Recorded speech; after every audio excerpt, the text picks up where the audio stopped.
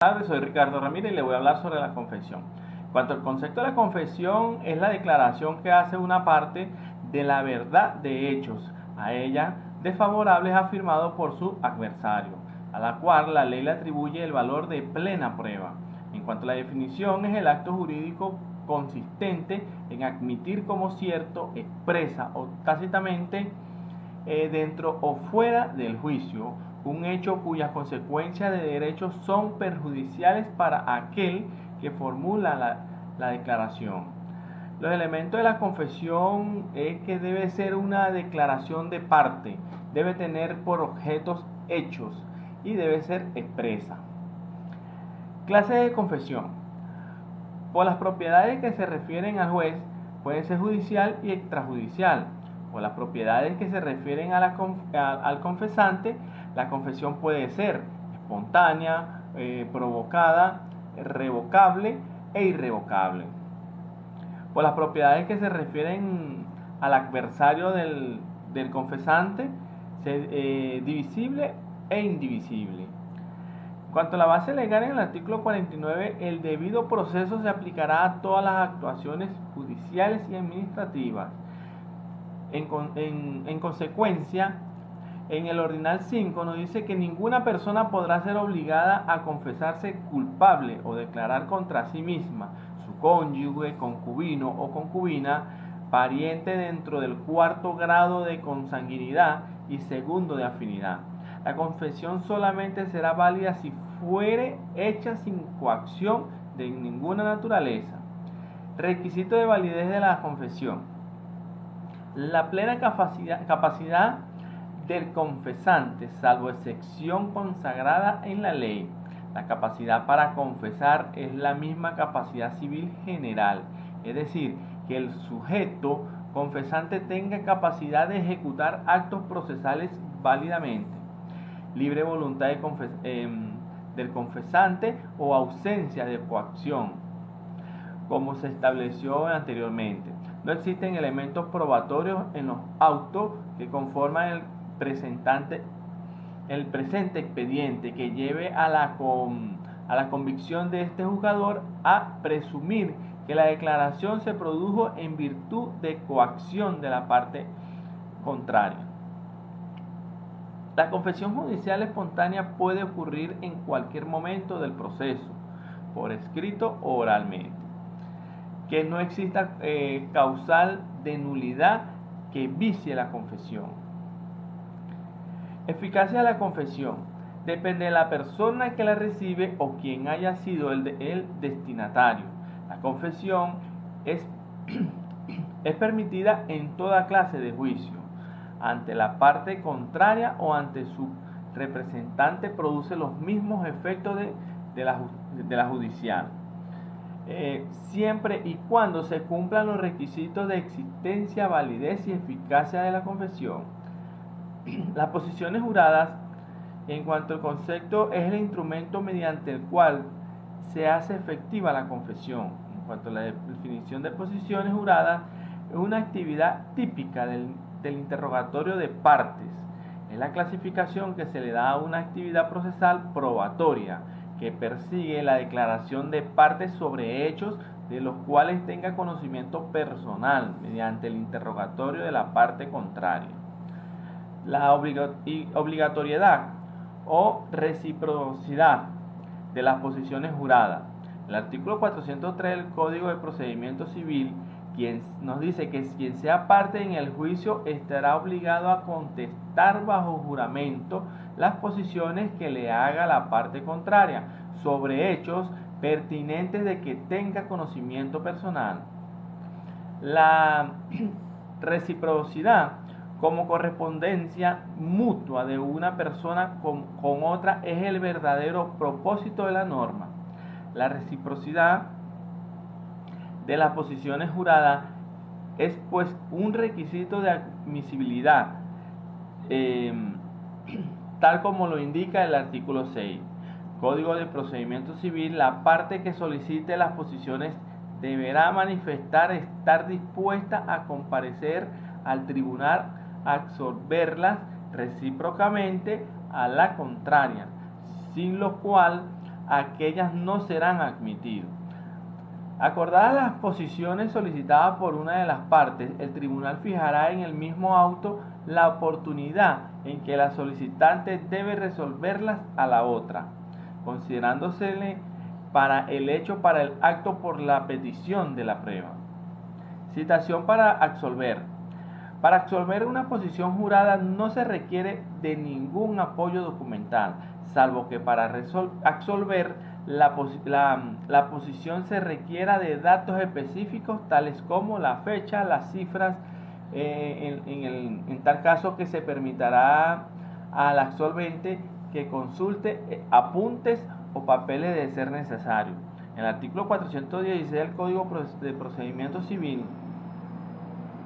término para promover en el momento para absolverla. En el artículo 405, las posiciones solo podrán efectuarse sobre los hechos pertinentes al mérito de la causa, desde el día de la contestación de la demanda, después de esta, hasta el momento de comenzar los informes de la parte para la sentencia.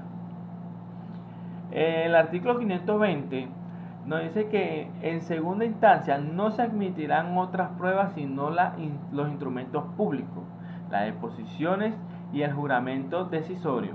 Si se puede evacuar una posición jurada después que se contestó la demanda, puede inferirse que el demandante lo está promoviendo como medio de prueba, conjuntamente con el libelo de la demanda.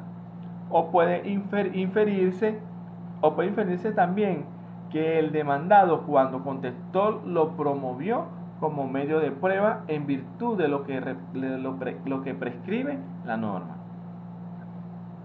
La absolución de las posiciones juradas. La absolución de las posiciones necesariamente debe ser solicitada por primera instancia antes del documento del término probatorio y en segunda instancia antes de la vista de la causa, pero puede rendirse después de esas oportunidades, siempre y cuando no haya concluido la instancia, ya que esa diligencia no suspende el procedimiento. Así, si se solicita el principio de instancia antes del vencimiento del término probatorio, la absolución de posiciones puede llevarse a efecto en una fecha posterior a ese vencimiento, siempre que el juez no haya dictado todavía la sentencia definitiva.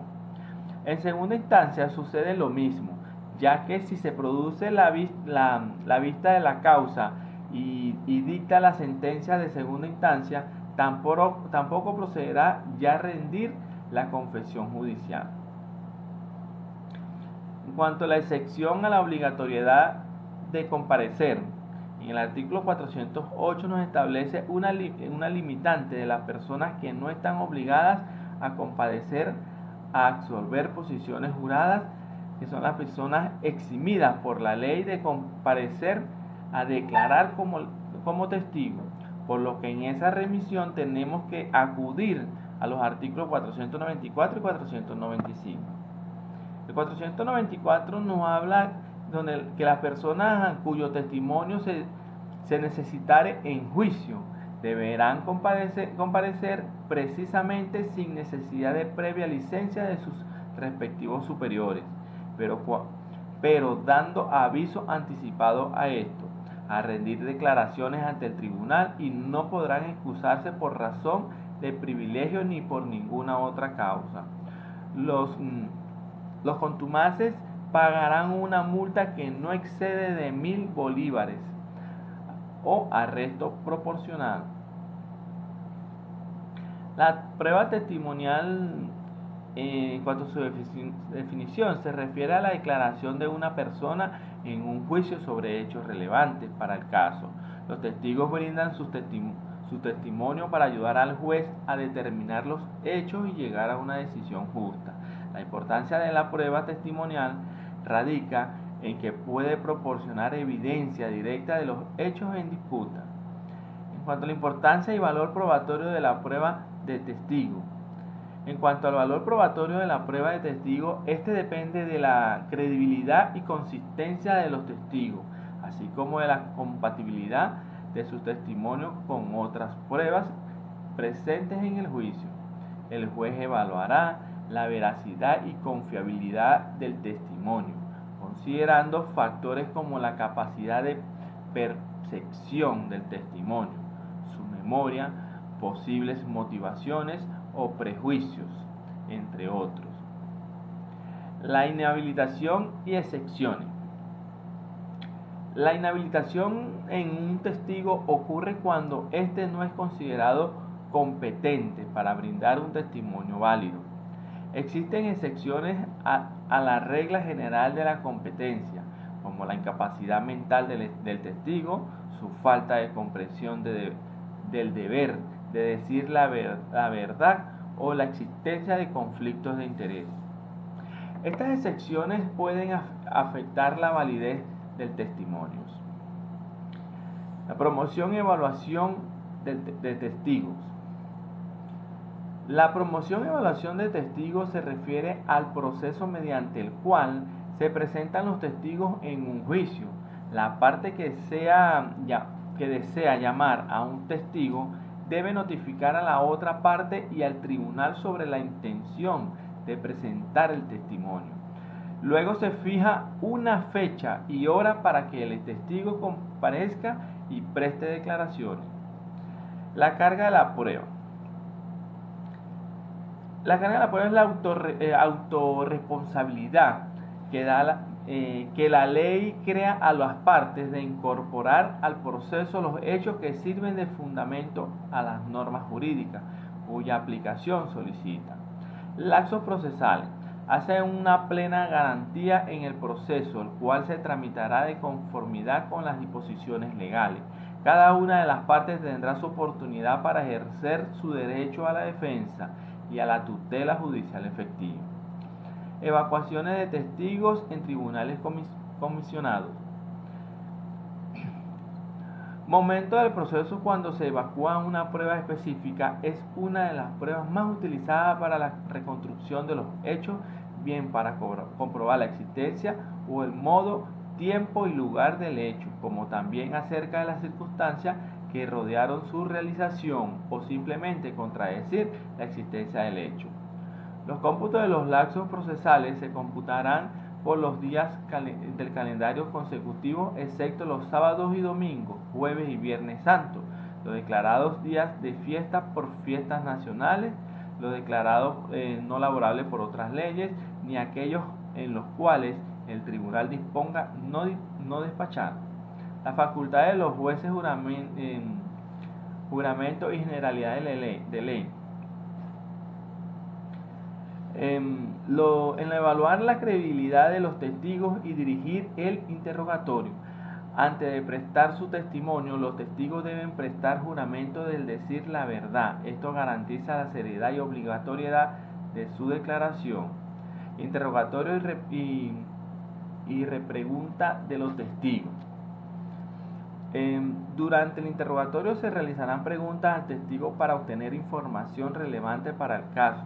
Después del interrogatorio principal, la parte contraria tiene la oportunidad de hacer repreguntas para aclarar puntos o confrontar el testimonio. Esto se conoce como repregunta. La tacha de testigo y la definición de ella refiere al pedido de imputación de la credibilidad de un testigo. Se basa en la existencia de circunstancias que afectan la competencia o veracidad del testimonio. Las bases legales en los artículos 438 y 433. La tacha de falsedad se puede proponer en juicio civil, ya sea como objeto principal de la causa, ya incidentalmente en el curso de ella, por los motivos expresados en el Código Civil. La oportunidad puede presentarse dentro de los 5 días siguientes a la admisión de las pruebas testimonial y buscar demostrar que el testigo es sospechoso, parcializado, falso o está inhabilitado. Si se demuestra la causal de tacha invocada, ello puede invalidar al testigo o reducir el valor probatorio de su declaración. En cuanto al objeto es la alegación de la parte contraria a la que propone el testigo, por la que se pone en manifiesto al tribunal circunstancias de testigo que permitan restar o incluso anular la verosimilitud o credibilidad de su testimonio. En cuanto al motivo por los cuales pueden producirse la tacha del testigo, nuestra legislación nada dice al respecto. Circunstancia esta que, aunque no se crea, está en sintonía con las modernas corrientes en materia de tacha, sobre todo en materia de tacha por proceso de corte oral, pues no debe limitarse a causales determinadas por posibilidad de tachar, sino que debe dejarse al criterio de tachante en invocar cualquier causa o motivo que a su criterio pueda producir una invalidez o ineficacia, tanto del testigo como de su declaración, como pudieran ser circunstancias de inhabilidad absoluta o relativa.